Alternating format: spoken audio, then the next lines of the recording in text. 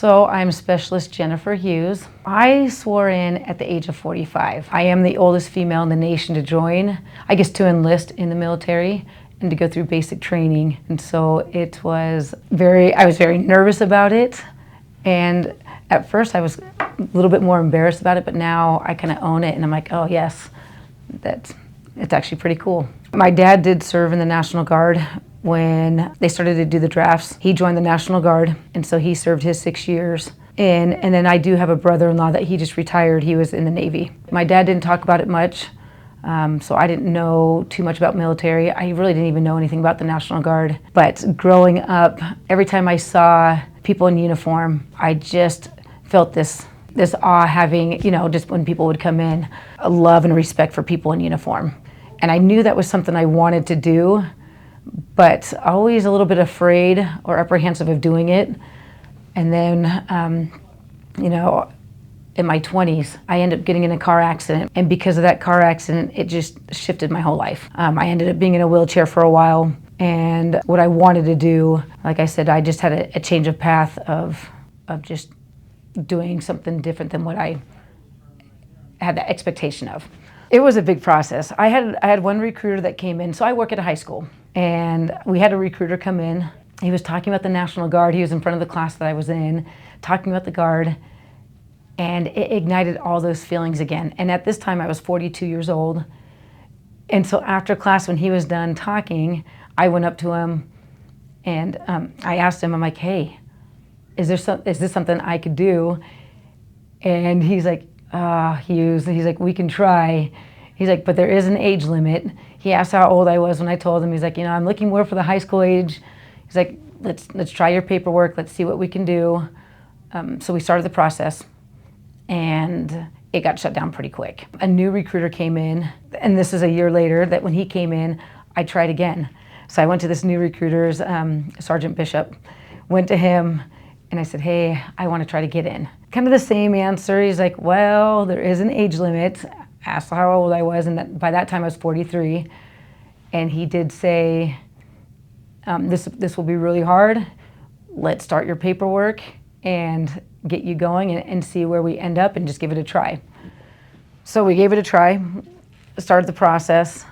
I got denied a couple times, actually 2 to 3 times. Things kept coming back. He sent in waivers, and each waiver that went through, it got approved. Each stepping stone, it got approved. And then I got denied. So I wrote a letter to the governor, and then I wrote a letter to the general of the military asking why not. I'll do back history. Like I said, I was in a car accident in a wheelchair for a little while. And because of that wheelchair, when the doctor said, I don't know if you'll be able to walk, run again, or do the things that you used to love to do, that really scared me. And so that lit a fire within that I didn't want to be set back. I didn't want to be limited.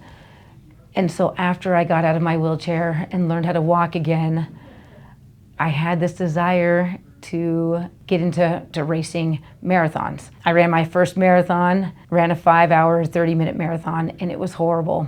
So the next marathon that came around, I signed up for, I decided I wanted to train, and I realized that I was actually pretty decent at it. And my legs hurt a lot. I have rods and pins and screws in my legs, and they hurt a lot. But I kept going back to, I'd much rather hurt because of the running and what I'm doing to my body than being confined to a wheelchair. And so I just kept pushing past that pain. And so that next marathon, I ran a decent time that I realized that I was pretty good at it. And so that got me thinking, and I started to train more and more, and I decided to go out for the Olympic trials in the marathon. And so the past 9.5 to 10 years, I've been training competitively for the Olympic trials and then for the World Championships. Each race that I did, I was able to get faster and faster and accomplish those goals. And so that reverted back to when I was applying or trying to get into the military. I hate when people tell me I can't do something. And so when I got denied, I ended up, like I said, writing a letter to the governor, to the general, explaining my accomplishments and my background, my history of the car accident, my desire of wanting to be in military, and why not. I'm physically fit, mentally strong, So I'm like, why not? And because of that letter, I got a call from the legislator, and he's like, Hughes. He's like, is this Jen Hughes, the runner? And I'm like, it is. And I realized the legislator was also a runner that I knew in the running world, but didn't know that he was a legislator. And because of that, we started talking, and he's like, what are you thinking? I'm like, I don't know. I just have always loved it, and that desire never went away. And so he's like, okay, let's see how we can get this process going. You know, got back with Sergeant Bishop, and we kept this paperwork process going, that things started to push through, that it ended up going to the Pentagon, just like normal, the waivers and everything, and waited a few months, and finally it came back saying, you're in. And then I'm like, oh my gosh. Just because so many people got involved to help, it scared me, because I'm like, there's no turning back. And so, yeah, I don't know. It's just, things went into place. Just, you know, just the back history to the challenges, the trials that led me to getting in, that I have no regrets. Having my 4 daughters see that they were excited and proud of me did something for me that I've never had those type of feelings before, because the way they looked at me and like had that respect, like, Mom, you're cool, that it was pretty incredible.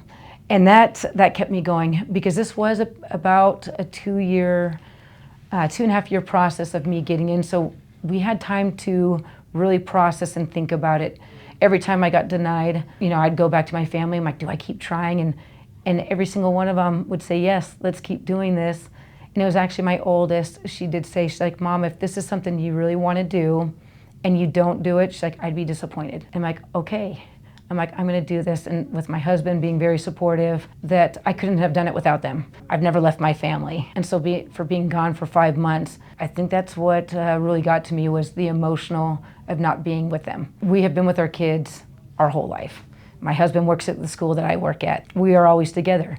And so now my girls are all in high school, and my oldest just graduated, but they are super proud. And I think, like I said, having all 4 girls, they love seeing females excel and succeed and push past those barriers. And that played into going through basic training, that there were some days that were so tough, but I really took joy in it, because I made it in and I was there. My first day actually in basic training, I didn't want anyone to know my age. I wanted the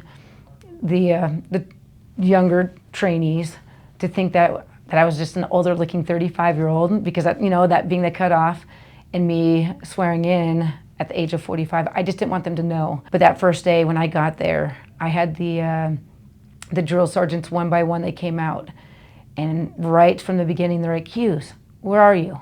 And I'm like, oh my gosh, I was already sick to my stomach. I had this feeling of like, what am I doing here? I made the biggest mistake. I want to go home. I just wanted to be with my family. And so for them to call me out right from the beginning, I just had this pit in my stomach. I'm like, oh no, what did I get myself into? And they came out, and they're like, Hughes, how old are you? And I'm like, oh, here we go. I'm like, 45 years old, drill sergeant. And he would kind of smirk, and he walked off. The next one came out, did the same thing. And it, one by one, they would come and they would ask me. And this was in front of, 264 or 263 other soldiers. And right then I'm like, oh, I need to stand out. I can't hold back. I can't be in the middle. The first sergeant came out, and he was so intimidating. And he came out and he's like, Hughes, I need to talk to you later on today. He's like, I'm gonna pull you and a few others out before dinner. And so the rest of the afternoon, I was so nervous about that. And sure enough, before dinner, he came and he grabbed me and a few others that they were older than 35. And he took us out to the field, and he started talking to us. And he was like, look, he talked about age, how we are at a disadvantage.